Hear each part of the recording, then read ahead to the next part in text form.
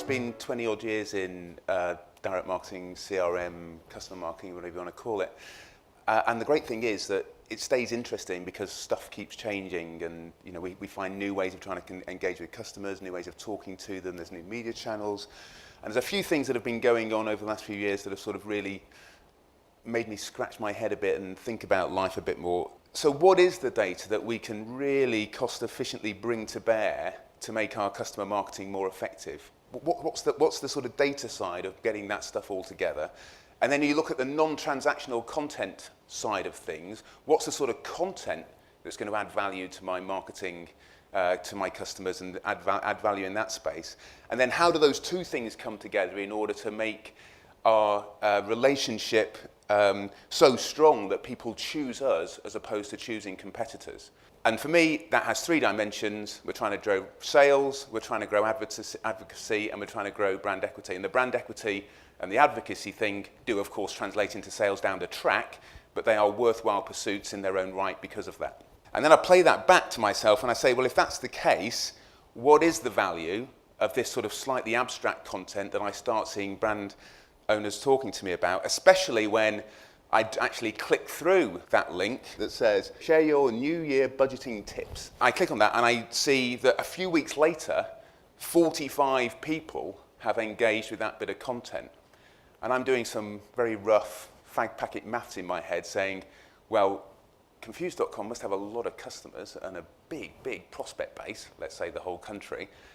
Is that 45 good? Is that a good use of my time trying to talk to those people? So I did a quick bit of analysis on all the email links on this non-transactional content that I'd had from Confused.com over the period.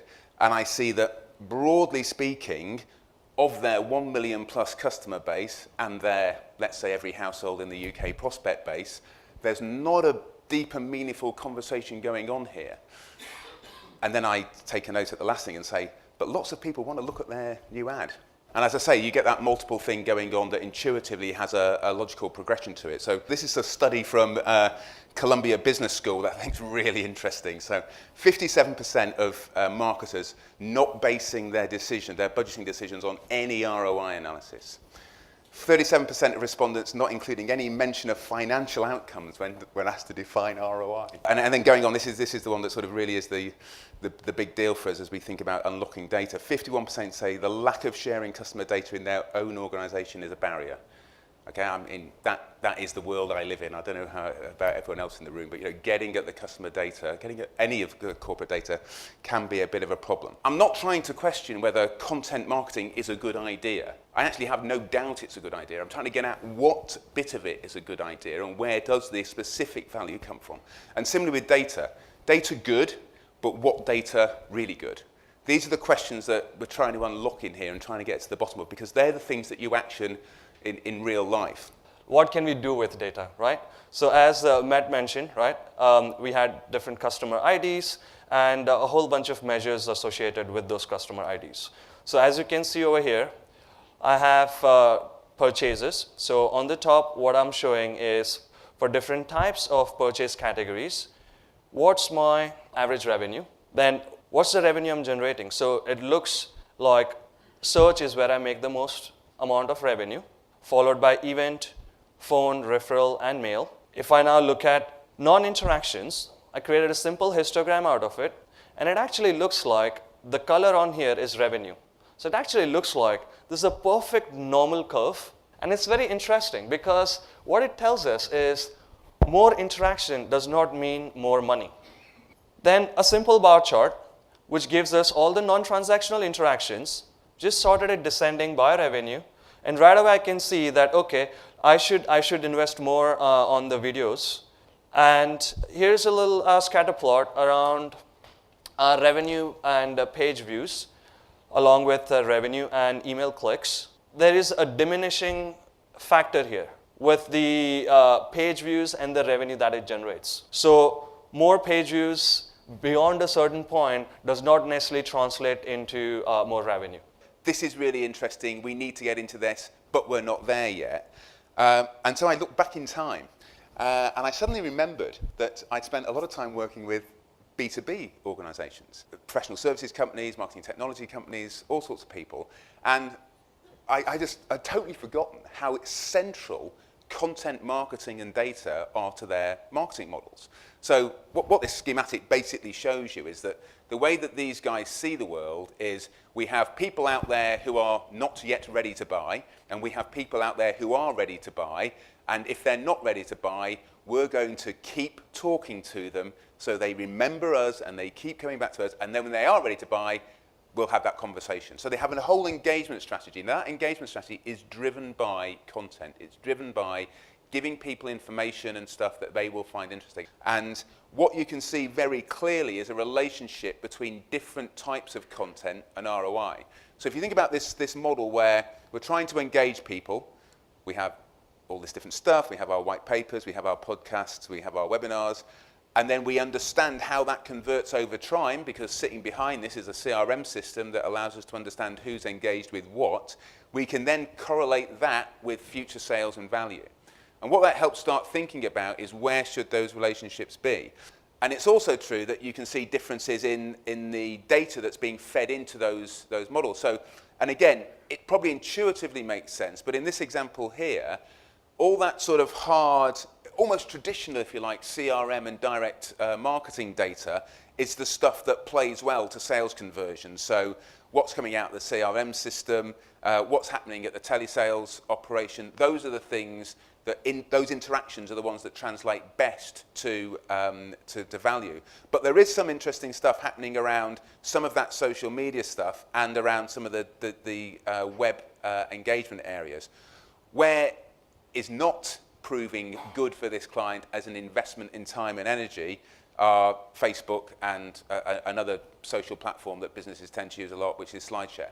So immediately we can start helping this client make some decisions around where they should be investing their content and data efforts, and using that to optimize ROI in their business performance.